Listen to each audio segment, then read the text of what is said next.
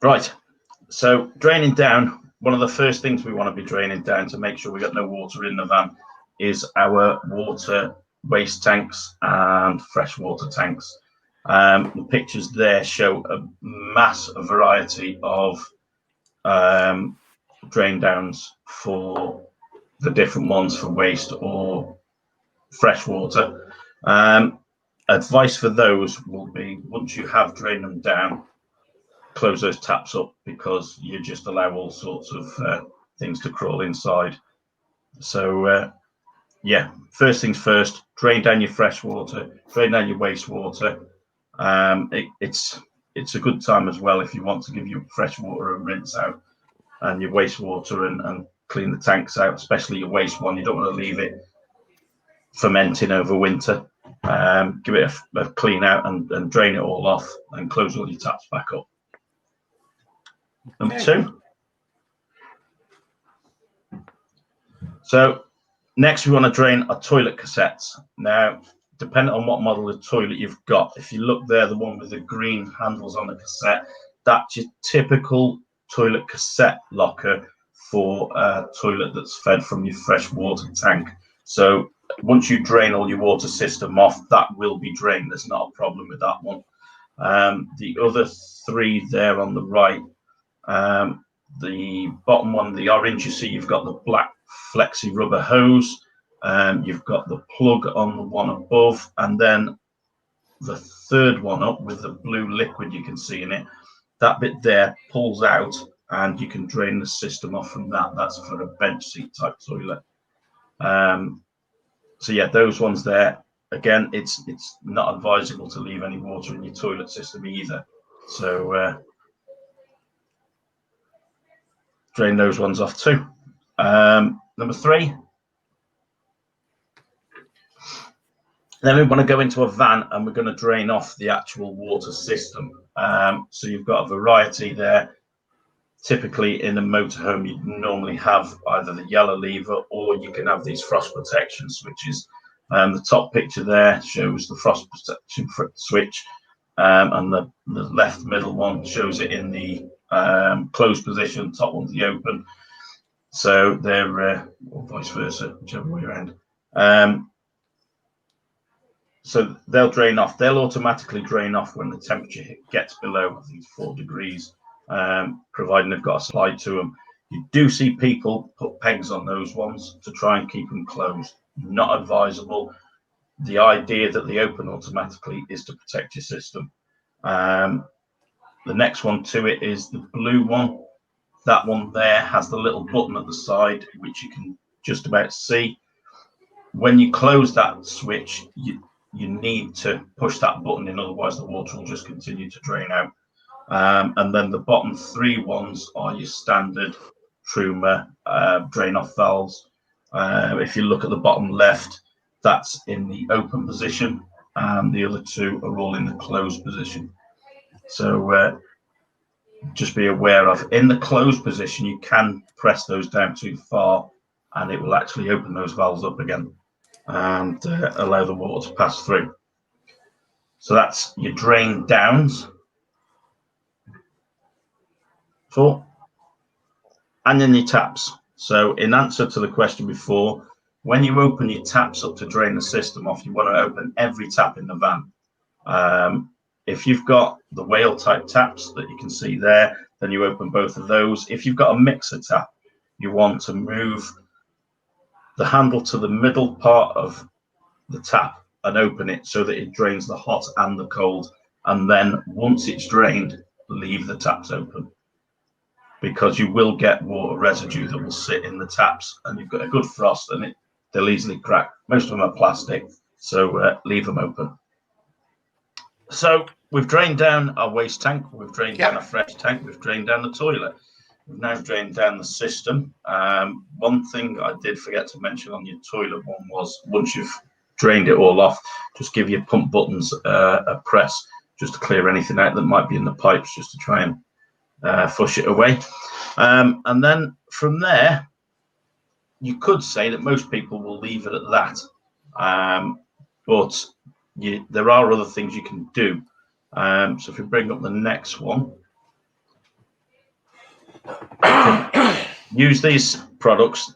Flow system, you've got the two different ones there. I mean, those two pump ones are primarily caravan fittings. They fit onto the side, and the bottom one there with the disc is for statics. Now they fit onto the side. You use a foot pump or something like, and pump out. I mean, it's surprising how much extra water you will get out of the system using a flow system. Now there is an alternative for a motorhome, and I'm actually going to fit one of these in mine. So if we go on to the next one,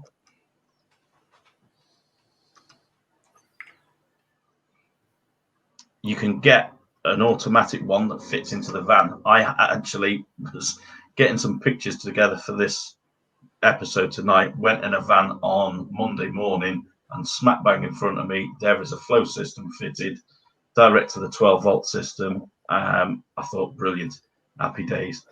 Yeah, so you plug that into your 12-volt system. There's a 230 system that you can get for statics as well. And that there works the same as, but obviously you don't need a pump because it's all built in there.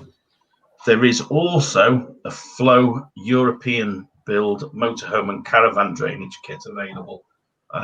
So you can get one for the European stuff as well. So yeah, that's a good thing to have, purely because you'd be surprised at how much extra water you get out of the system using one of those. And finally, strainers. So on the top there in the middle, you can see you've got the pump strainer. Bottom left, you've got the strainer, and on the right hand side of the pump on the bottom picture, you've got another strainer there.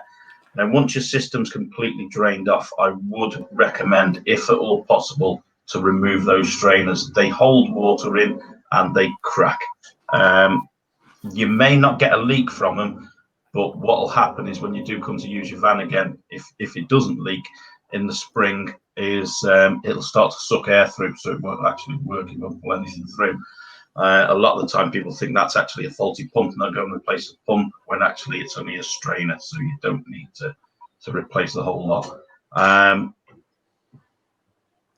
So yeah, the other thing there on that bottom right picture is the surge damper. Again, something I would recommend removing, purely because, again, they hold water and they crack, as do the Truma bridge connectors, the blue bridge connectors.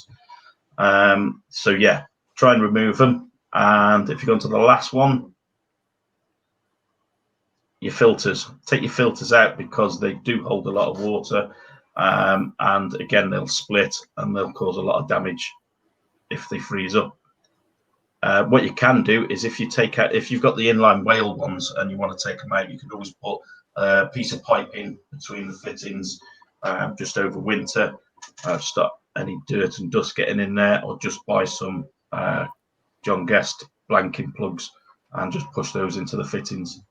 But there you go, drain them down, keep everything safe, save yourself a fortune when you come to start everything back up, because caravan taps, motorhome taps, they are bloody expensive. So now you know what to do, folks. Is there any I've got any questions there, John? M1, what's a strainer? Right, it's like a filter. It's basically, it'll have like a little bit of mesh in the side, that basically, because you're sucking the water up from a tank rather than out of a aquaroll outside and going through a filter, it'll go through a strainer that'll get any bits of grit out that stops them coming through the system. I used the flow drain down on my caravan last year and surprised it pumped out over a litre of water. Yeah, they reckon on average you'll get about a litre of water out of any system using one of those. It's a lot of water to be sat in bits of pipe and that. A question for Lee: what's the best product for flushing through the grey waste system? I've heard of people using cheap cola. You can. Thetford do a cracking one, and it actually sticks to the side of the pipework as it's going through the system, and breaks all the debris off on the actual pipework. So So that's a good one. But yeah, people use cheap cola, people use bicarb soda and stuff like that. Yeah. So Phil Bunt, I put a blown up balloon on each tap when draining down, release the air into the system. Works a treat. Might have done that, Lee.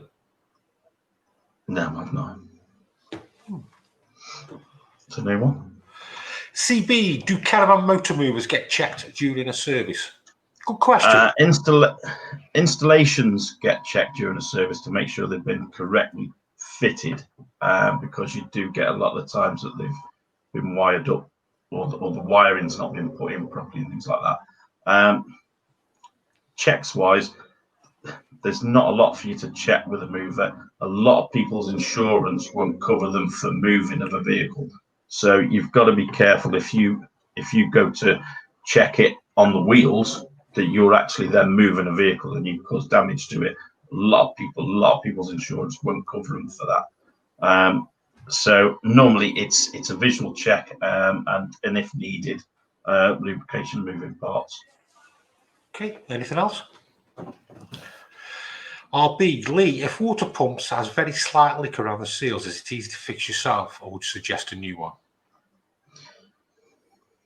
New one. Yeah, I personally, I'd say put a new one on. Yeah. There's pressure switches in these pumps, and if you start taking them apart and put something back together properly, you could end up just wasting your time. I mean, it's possible. It all depends on your skill base. But yeah, my personally, I just put a new one.